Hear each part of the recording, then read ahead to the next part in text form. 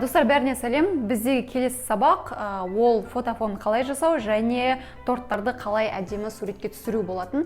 Бұл өте маңызды сабақтардың бірі, өйткені сіз Instagram арқылы клиент тапқыңыз келсе, сіз алдымен торттарыңызды әдемі суретпен жеткізе білуіңіз қажет. Енді бірінші фотофон жасайтын болсақ, қазір мен қолымда осындай фотофон түрлерінің бірі. Бұл бізде Шымкентте көптеген дүкендерде сатылады. Өз осындай картон сияқты екі жағына обой жапсырып қойған екі фоны бар, бір жағы қара, бір жағы ақ. Мендегі келесі қолымдағы бұл кәдімгі обой. Сізде обой міндетті түрде однотонны, яғни бір түсті болу қажет, сонда сіздің торттарыңыз әдемі көрінеді. Мен мұнда қазір серый түсті алдым және осы ақ түсті екеуін қолданатын боламыз. Бұл кәдімгі обой, жаңағы обой сататын жерлерден бір рулонын алсаңыз болады. Бір рулоны шамамен 6-7 мың теңге шамада тұрады. Енді қазір осымен біз фотофонды қалай жасаймыз? Бұған аса қатты үлкен жердің қажеті жоқ, өйткені біз кішкентай ғана тортты немесе десертті түсіреміз. Мен қазір мысалы дуалға осындай кішкене шегелердің көмегіменен жабыстырып қоямын.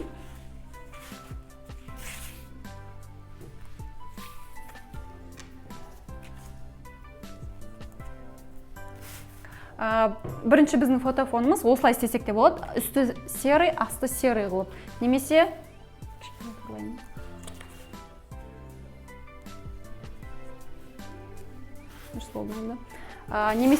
мына фонды осылай үстіне қойып, үстін ақ, астын серый қылып түсіруге де болады. Немесе осыны астына қойып, астын ақ, үстін серый қылып түсірсе де болады. Осы ақ түс пен серый түс бір-біріне жақсы үйлеседі. Қазір бірінші осы серыймен түсіріп көрейік біз. Және бізде тортты әдемі қылып көрсететін, ол арқасында тұратын бір картинка немесе гүл сияқты бір зат болу қажет. Оған біз осындай екі гүлді қолданамыз. Осы гүлдер бізге тортымызға өте үлкен әдемі вид береді. Екі жағына қоюға да болады, немесе бір жеріне қоюға да болады. Және мендегі қазір творожный пирог. Фотофонды тураладық, арқасындағы гүлді қойдым, немесе кез келген өзіңізге ұнайтын бір зат болса да болады. Тортымыз дайын. Енді суретке қалай түсіреміз? Қазір камераны қосамын.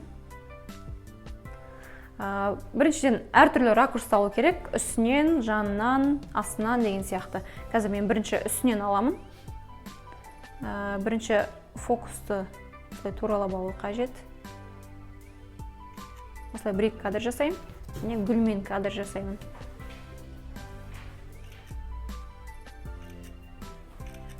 Енді үстінен алдық, енді жанынан алып көремін.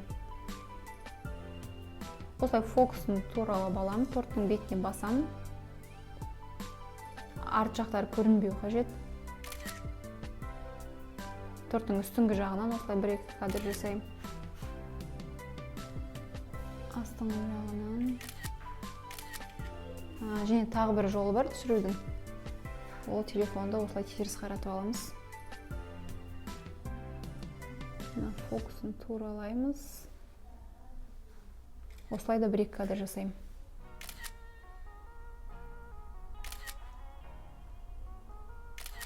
Және достар, суретке түсірген кезінде жарықтың рөлі өте үлкен. Біз екі түрлі жарықты қолдансақ болады. Ол біріншісі жасанды жарық, неше түрлі жаңағы софтбокстардың көмегімен, немесе телефон, сіздерде софтбокс болмаса, телефонның жарығын қолдансаңыздар да болады. Немесе күндіз күннің жарығын қолдануға болады, бірақ ол кезде осы фотофоныңызды сол күннің терезенің алдына апарып тұрып түсіресіз, яғни күннің жарығы түсіп тұруы қажет. Ал егерде осындай софтбокстарыңыз болса, осылай кез келген жерлерге қойып, телефонның көмегімен түсіре берсеңіздер болады. Торттың барлығын суретке түсіріп алдық. Енді осы суреттерді бізге өңдеу қажет. Ол үшін біз телефонға Lightroom программасын скачать етеміз. Осыған кіріп, сол жерден суретті өңдейтін боламын. Так, Lightroom программасына кірдім. Осы жерден плюс батырмасын басып, өзімізге қажетті суретті из фотопленкидан таңдаймыз. Менде мысалы мұнда жоғары жақтан түсірген бір сурет қисық шықты жоғары жақ. Міне осыны маған кесу керек. Ол үшін жерде обрезка батырмасын басамын. Сол жақта тұрған 3/4 батырманы басып, осы жерден 3/4 немесе 1/1 таңдаймыз. Мен 3/4 таңдадым. Осымен осылай кесіп аламын. Так, онымен сақтаймыз. Енді осы жерден светті туралаймын. Бұл жерде біз бұның жарығын тураласақ болады, мына экспозиция арқылы.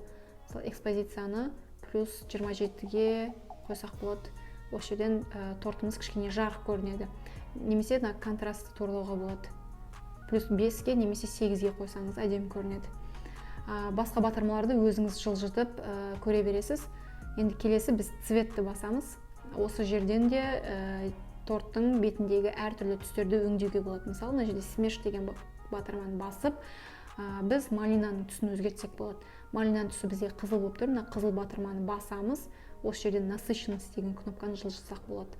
Мысалы, осылай жазсам, малинаның түсі мүлдем жоқ болып кетті, қап-қара болып кетті. Ал енді осылай көтеретін болсам, 32-ге дейін немесе 38-ге дейін, сонда бізде малина насыщенный қанық түс болып көрініп тұр. Осы жерден яркості де өзгертсек болады.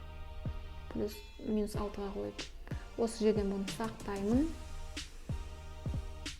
Осымен бізде суретіміз әдемі көрініп тұр. Осы жерден сақтау батырмасын басып, экспорт фотопленканы басамын. Осымен сурет менде сақталды. Тура осылай инстаграмға жүктеп қойсаңыз болады. Бұл сабақта біз осындай фотофон жасауды үйрендік. Торттарды қалай дұрыс суретке түсіру керектігін көрсеттім, және керекті программа арқылы ол суреттерді қалай өңдеу керектігін көрсетіп кеттім. Осы өңделген суреттерді енді сіз инстаграмыңызға жүктеп, сол арқылы клиенттерді тартсаңыз болады. Осымен бізде сабақ аяқталды.